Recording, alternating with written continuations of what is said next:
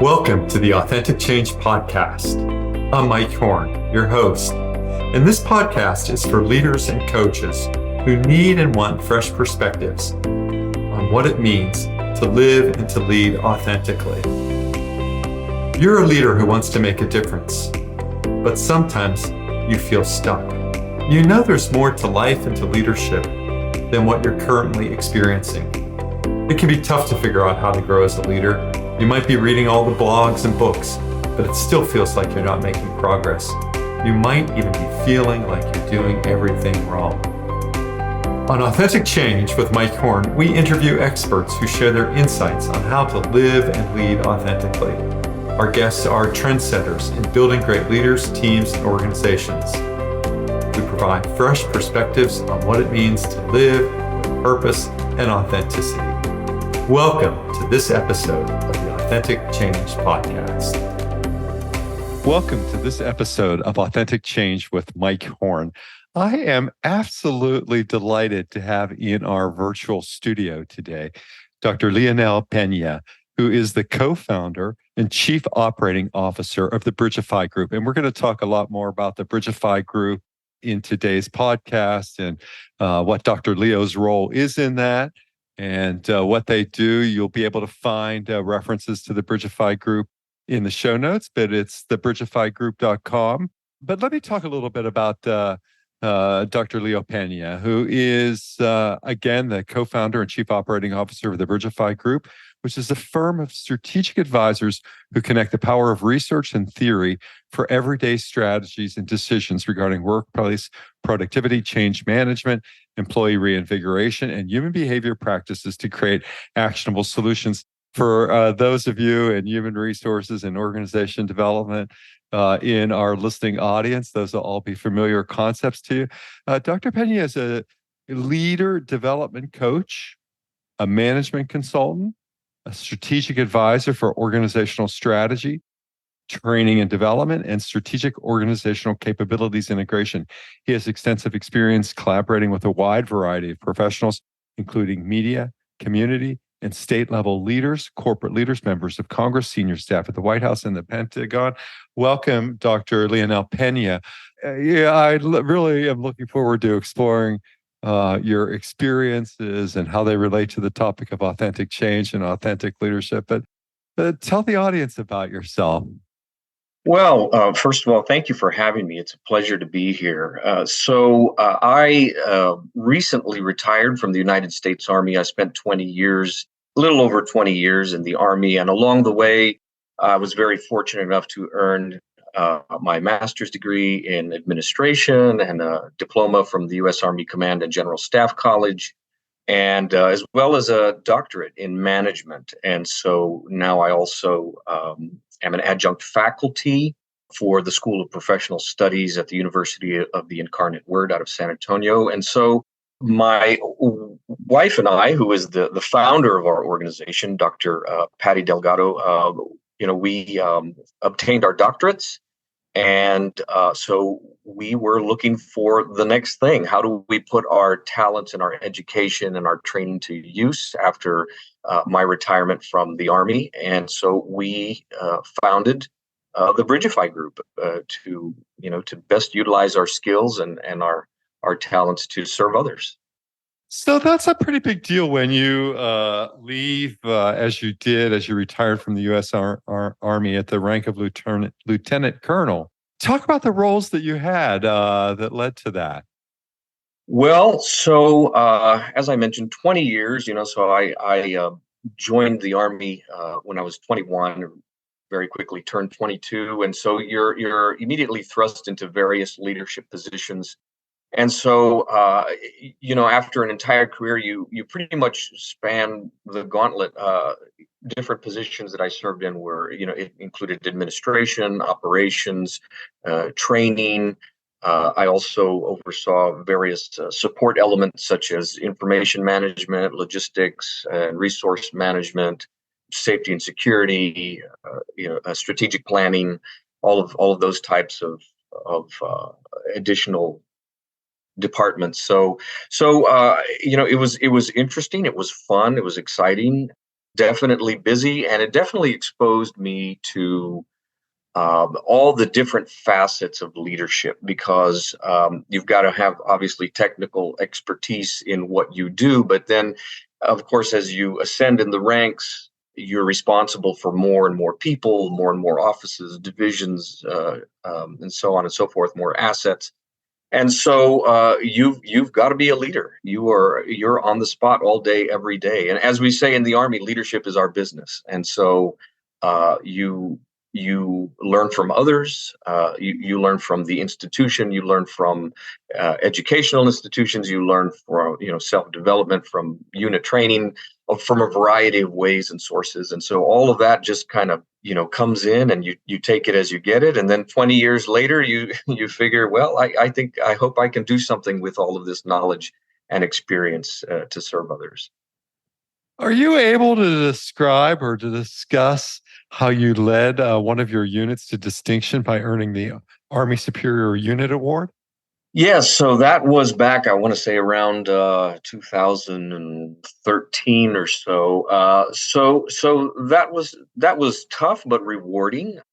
And there's a variety of ways that came about. I would say I was very fortunate to lead a great group of people during those years, and so that's the first thing is you've got to surround yourself with great people, but also you've got to set the example as the leader. You've got to set the example. Obviously, you've got to treat others the way that you would want to be treated, and most importantly, just do the right thing. You've got to look at every situation, every scenario as it comes in, and you've got to think about it. You've got to solicit information. You've got to trust those that you work with, and they have to trust you.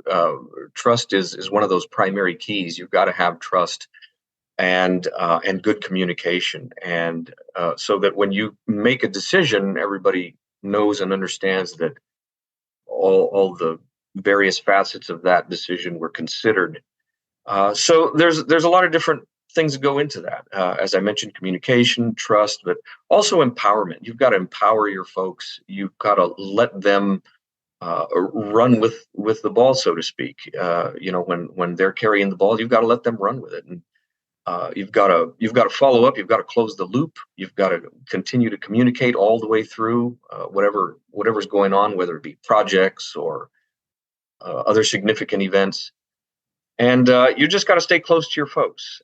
You've got to support them. That's huge. You've got to support them. You've got to resource them. You have to make sure that you, as the leader, will support them in their decisions and will fight for the resources that they need. So there's a lot of parts to that, a lot of moving parts. But in the end, we were submitted for the Army Superior Unit Award, and we were fortunate enough to win that year. Oh, that's great. And just as a way of extending our thinking about that, I understand how you take all of your experience and you begin the Brigify Group. So here we take this sort of 20 years of intensive personal, professional development, shaping your identity, who you are, how you lead. And it makes a lot of sense. You're ready to begin phase two of at least a phase, a career of 3 phases. And so I understand that. The question is, why teach? Throughout my time in the Army, I had a few minor opportunities here and there, and in various training supervisory roles that I had to teach. And I guess at some point in time, if you're in the military, everybody teaches something at some point because you're a trainer of some sort, or you're an instructor of some sort, or you oversee those folks in some way, shape, or form.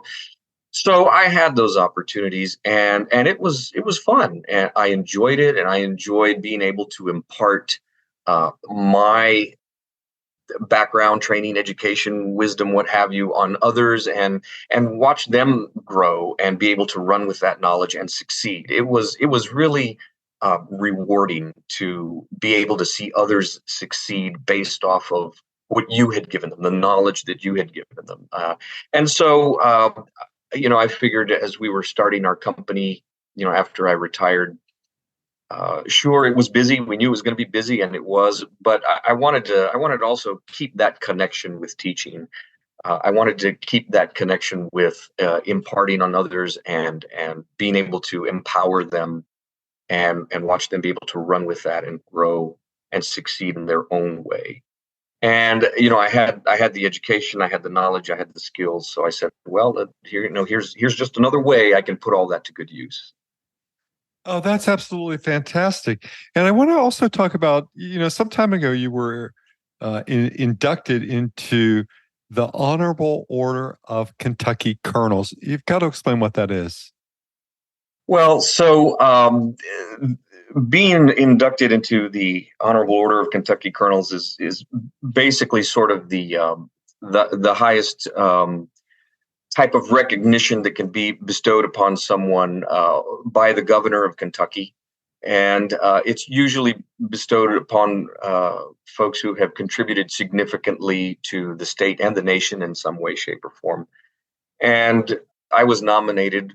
This was years ago, actually. This was back around 2005. I was nominated totally unbeknownst to me by a National Guard unit out of Kentucky that I had helped for just accomplish some things for some time, and they were very appreciative, and so they nominated me, and of course that was approved by the governor, and that was signed, and so they presented that to me back in 2005. But it was just because I was happy to go out of my way to just assist the unit with various types of plans and operations where they were needing some assistance. And so, but yeah, that's a big honor for me and for others, and I was honored to receive that on behalf of the governor of Kentucky. Well, congratulations on that and your other achievements. Let's talk a little bit about some of the work you're doing at Brigify Group. And I'm particularly interested, Dr. Leonel Peña, on how you're thinking about silos and managerial vacuums, both of those topics in context. Yeah, sure. So silos, regrettably, is just one of those challenges that organizations continue to face.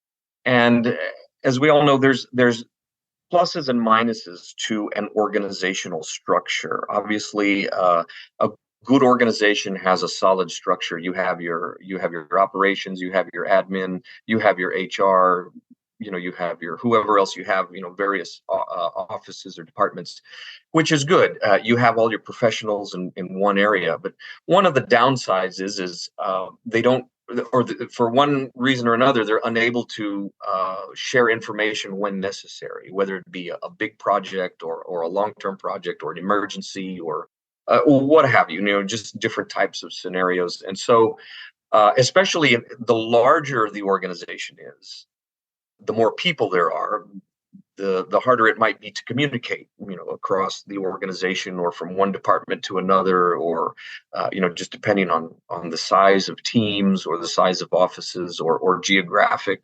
location, perhaps. So there's a number of factors, a number of all conditions you would have experienced in the Army, right? I mean, for sure. Yes, exactly. Yeah, exactly. Right. And so of course there's a number of factors that contribute to just not sharing information for one reason or another. And so we continue to see that across organizations that we work with, that we support. And so, that's one of the things that could make or break an organization, just depending on how that issue of silos is managed. Well, and I think one of the ways that, to your point, one of the ways that deception shows up in work teams is when people don't share information. Right.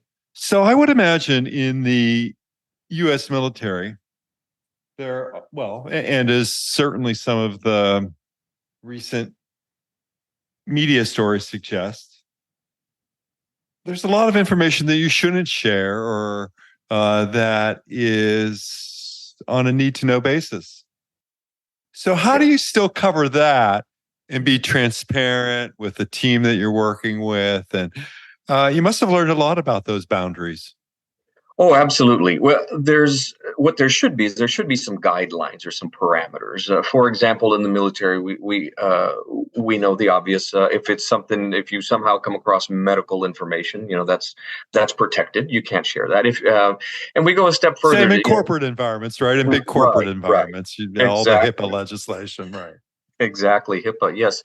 And we go a step further, what we call PPI, which was personal identifying information, which I think most large corporate entities have, which is, other administrative type information like, your social security number, phone number, anything that's personal, anything that can personally identify you, children's names or what have you, things like that. But beyond that, if you are working on something that is work related, that is specifically work related, and especially if you're working on a project or in a team, and you have a team that has different types of specialists or experts on it, then you obviously need to share information that is specifically related to that project or to that assignment or task. And so, in some cases, that's not done too well, but in other cases, it is shared pretty readily, and that can be a determining factor in how quickly that project can advance. Yes, I've also seen cases, and I was thinking about this and writing about it earlier today, is that there are also people who overreport their progress Hmm. so that they gain recognition. Right. And sometimes it's hard to discover those deceptions, but eventually people do. I think one of my mentors, early mentors, Warren Bennis, used to say, if it can't be found out, it will be found out. So how does that, incorporate, Dr. Leo Peña, with your ideas around zero trust? Yeah, there's different ways that zero trust manifests itself, and that is one of them. Perhaps, somebody taking credit for somebody else's work or something that hasn't been done yet or done to standard, right? So that's one of the ways to combat that is to basically tell the truth, and a lot of people don't like to do that because they think, oh well, if I tell the truth, they're going to see all the problems that I have to deal with. Well, the response to that is, well, how else are you going to get resourced? If you don't explain what challenges you're facing, how are you going to get resourced, right? So people need to understand. Yeah, you might perceive a minus there, but it might actually be a plus. And so, another way to identify an organization that is lacking in trust is that the subordinates don't feel empowered. They're hired to do a job and they're either not allowed to do it, or they're micromanaged, or the boss always changes everything that they submit, or what have you. Different ways. And so, empowerment is another form of way to combat that zero trust. Is when a manager, a leader, a supervisor has a team, they've got to be clear in their expectations, in the end goal. They've got to be clear with their communication, but they've also got to empower their folks. They're going to say, okay, you all take your expertise and you run with it and you go do the job. And then you come back to me if you need something. Come back if you need support, if you need more guidance, if you need more information, if you need assistance, what have you. That's the way a manager or leader should operate. And so when you can filter down that empowerment to your subordinates, then very quickly trust starts to manifest. Well, I think that leading by example is one of the most difficult things to do.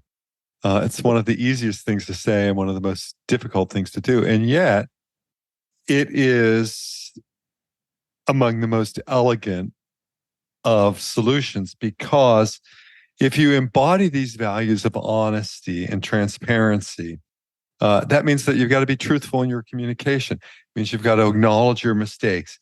It means that you'll treat, situations equitably and fairly. That, you can send a message to people by your behaviors about what you think about honesty and integrity. Right, and exactly. An example of that is in the military. We have Army values. For example, leadership, dedication, respect, selfless service, honor, integrity, courage. So some corporations, some corporate entities have gone as far as to also have values, to very clearly articulate what their values are, and to hold their personnel to those standards. And that's again another way to be able to live the values that you embody, and to embody trust. So I would encourage companies or organizations out there that if you haven't already established some organizational values, that might be something you'd want to look at. Sure. And how can you at the same time, I mean, if you're going to, for me, if you're going to do that work around leading by example, and adopting that, it's also to think about, well, how do we promote continuous learning? How do we really get people to have open discussions about errors? And, just as the Army did with what was it, the after action reviews? I mean, really a way of learning about. Did you use a lot of that or no? Oh, yes, absolutely. Yes, you are always learning in the Army. It's lifelong learning is what the military calls it, lifelong learning. So, yeah, after action reviews is one of those ways. That's something that's used at the organizational level. In the military, you have individual learning, organizational learning, and then institutional learning. So for example, as far as the institutional learning, the Army as an institution requires everyone to attend certain schools. Every time you're selected for promotion, you've got to attend either a course or a school or some sort of you've got to go to university, what have you. There's unit training that encompasses the unit level learning. And then there's individual learning. So you're expected to keep up on whether it be a reading list or certifications or what have you. So all of that is combined. And if you're in the military, you're always learning. And as you mentioned, the after action reviews is something that's used at the unit level regarding certain situations or certain circumstances, missions or tasks or what have you. But yes, and that's something, again, that we encourage in most of the organizations that we work with. In most companies, someone is hired, and if they stay there for a long period of time, 15, 20, 25, 30 years, how do you know that person has actually learned in their job and grown in their job and can perform better and can then teach others and so on and so forth? And in most cases, there's no way to measure that because that hasn't taken place. And so we encourage organizations to send their folks off to continuing education, continuing training, because that just strengthens the organization. And I encourage everyone, and you'll find this in the show notes, to visit Dr. Leonel Peña at thebrigifygroup.com. One of the things that I'm wondering or thinking about is the erosion of trust in leaders. I don't know if it's at an all-time low, but certainly there has been an erosion of trust in leaders at all levels. It used to be that corporate leadership, scored higher than politicians and judges and the like, but even that's on the decline now. And depending on what surveys you believe, 30 to 40% of employees say that they've seen dishonesty or deception or some unethical practice at work. Between 30 and 40% of employees report that over their careers. Mm-hmm. What was your experience, or did you have an experience around declining trust? I mean, seeing a career in an institution for 20 years and being a leadership figure, where does that sit today? Well, the military is a reflection of society. And so we have for example, most of the jobs that you would find or the careers that you would find in society exist in the military. Sure. And the variety of what have you, ethnicities or habits or just the wide variety that you see in society is reflected in the military. So unfortunately, there are some folks who make bad decisions sometimes, and they do erode the trust. As in anywhere, you will find that across the board. You'll find that in the military. You'll find that in the clergy. You'll find that in the medical field. You'll find that in the legal field. You'll find it everywhere, sadly. So you do have that small percentage of leaders that, for one reason or another, choose to make a bad decision, and that happens. But there are ways to combat that. And one of the discussions that I often have with senior leaders at organizations is to really look at their promotion practices, because oftentimes what we see in almost every case is that organizations promote the top performer. And the top performer is not always the person who's the most well-rounded at making decisions. And so I encourage organizations to really look at their promotion practices and make appropriate adjustments in how they assess their people for promotion, to not just automatically promote the top performer, because the top performer may be a great whatever. They're a great salesman, or they're a great accountant, or they're a great, fill in the blank. No, it doesn't mean that they are really good at planning and communicating and managing resources and managing budgets. And it doesn't mean that they have the most empathy from all of the folks on their team, and so on and so forth, right? So that's one way that we assist organizations in that regard. And as you do that, in addition to the other work, what is the Brigify Group doing to build wholesome organizations, wholesome workplaces? Well, we assist in a number of ways, and so under our umbrella, we have three main arms. First is strategic advising, which is specifically management consulting and industrial organizational psychology consulting. And in those areas, there's a number of sub areas that fall under there. And so, for example, organizational leadership or training and development, strategic human resources, and there's a few others. And so we assist in those areas. One of our other arms is El Puente Institute for Hispanic and Latino Professional Development. And El Puente translates to the bridge, and so just kind of a play off of the Brigify Group. And so, under our institute, we have a couple of leadership development programs for emerging leaders and for executives. And we, in those leadership development programs, we've really tried to hone in on what leaders need now, today, and we've done that in a number of ways. We've done quite a bit of research as to again what leaders need now, today, to be successful.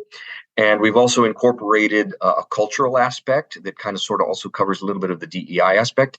And we've also thrown in just a little bit of the constructs of military leadership, because as I mentioned up front, in the Army, we say leadership is our business. The Army has been in the leadership business for over 239 years, I believe. We're going on close to 240 years. So we've brought in some of those constructs and so we've combined all of those three areas to really help develop very well-rounded leaders as much as we can. So is the El Puente program, is it open enrollment, or do you bring it to companies and organizations? How does that work? So we bring that to companies and organizations. Primarily, it's we work with employee resource groups. So, for example, a large corporation that perhaps spans several countries will have thousands or even tens of thousands of employees, and so they'll have a large population of Hispanic and Latino employees, and so they will have what's called an employee resource group, which is sort of a cohort, a selected group that sort of acts as the leadership for that population, and we come in and provide that training to that population, just how to help them better their leadership skills. And we cover a wide variety of areas professional development areas for that. But we also help the organization. So we don't just help the Hispanic Latino population, but we also help the organizational leaders understand where that population is coming from, what they're thinking, and how they view things, how they feel things, what they think about things, and because of their cultural background. And so that way we can bring the two together and have them meet in the middle and have them better understand, better communicate, better coordinate, better cooperate, and it's been successful.